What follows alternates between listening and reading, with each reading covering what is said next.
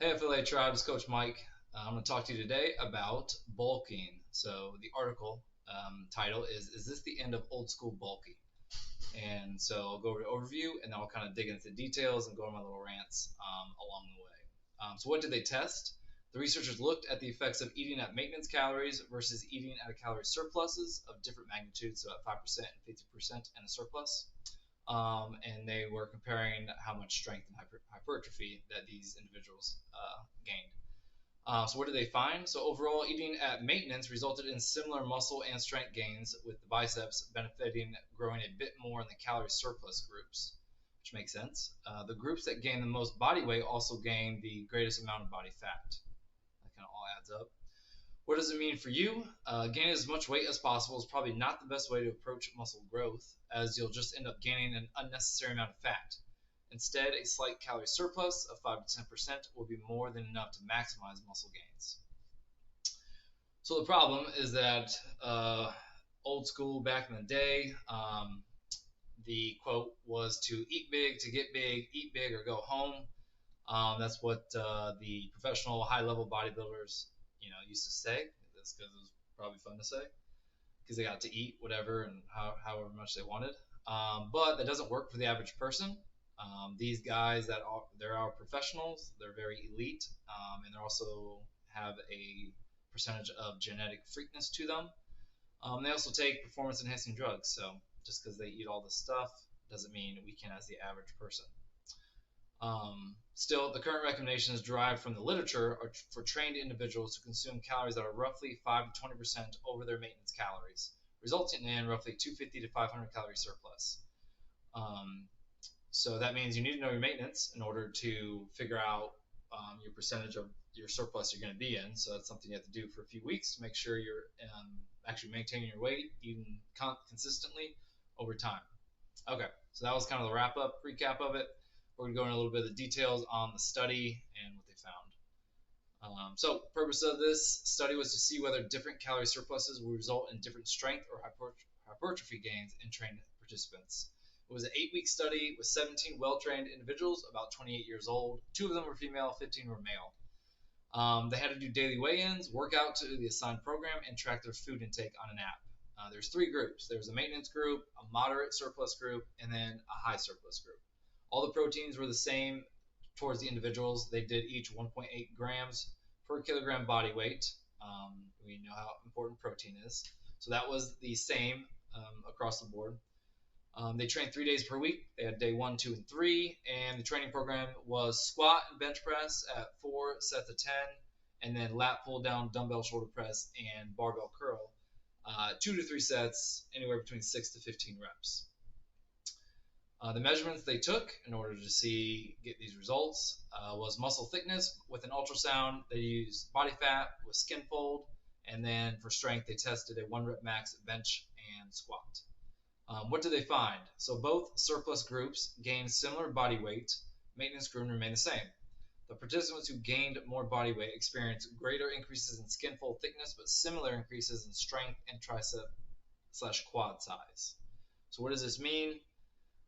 Really, the sample size of the study is only 17 people, so you can't really put this in stone in your own head about having a 250 to 500 calorie surplus, or anywhere between 5% and 20% into a surplus. The duration of the study is also something to take into consideration. 8 weeks of resistance training is in already trained participants. It may not have been long enough to really allow for a ton of muscle growth to occur.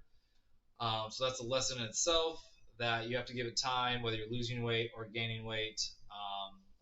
It's going to take a lot of time and consistency in order to see big results. You'll see results along the way, but in order to really make a big difference, you got to stick with it. As it stands, the current scientific evidence suggests that muscle gains can be made when on maintenance calories.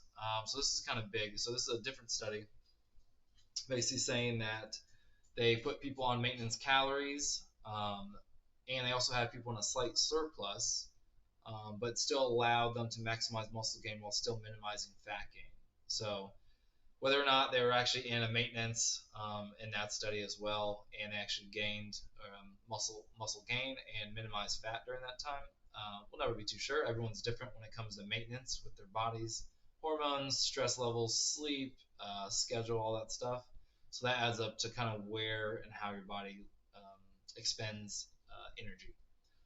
So there's another study reviewed in a previous issue that looked at the effect of the calorie deficit on muscle mass, had shown that muscle gain was indeed possible when being at energy balance, even in trained individuals. So just like what I just said, at maintenance, they basically were saying that these people were eating maintenance calories, but they're still able to maximize or at least gain muscle mass along the way. There's also another study that found that when elite athletes consumed different surpluses, the group that gained more body weight, so did not gain more muscle mass than the group that had gained less body weight. So that was just muscle mass.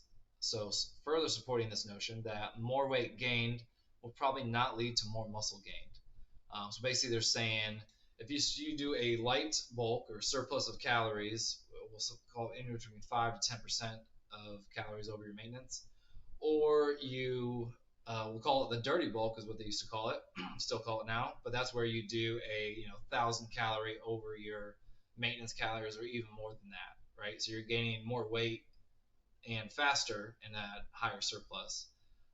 Here they're saying those weren't the numbers, but here in this study they're saying the group that had just a small surplus versus a greater surplus, they still gained about the same amount of muscle mass. It's just that the ones who had a higher surplus of calories gained a lot more fat than the group that didn't have as many, didn't have as much of a surplus. So that means taking your time when trying to gain muscle and size, and even when losing weight, is going to take time and consistency for one. Doing it faster doesn't mean you're doing it better. It doesn't mean you're doing it the right way. There's nuances to doing both. It all depends on your timeline. If you have certain performance things you're trying to reach, any particular goals in a certain time frame. But so right now I'm on a phase of thinking about the longevity of all of my choices when it comes to nutrition or training or any of that matter. I'm kind of taking out of the short game, especially because going through all these, getting older and everything, things just do not heal and recover as quickly as they used to. So I'm trying to stay in the game longer. There really is no win to the game if you want to succeed. The game is always to get better, to keep going, to stay in the game. That's the entire thing. There's no finish line. There's just that's just the island, that next island that you get to, and then you make another goal and you try to get better. And so that's what we should take from this. If you like it, like the video, let me know. Let me know in the comments if you got any questions on bulking or kind of what you're doing. Or if you're in a deficit, just let us know what you got going on, and we'll see if we can help. All right, y'all. I'll talk to you later. See you.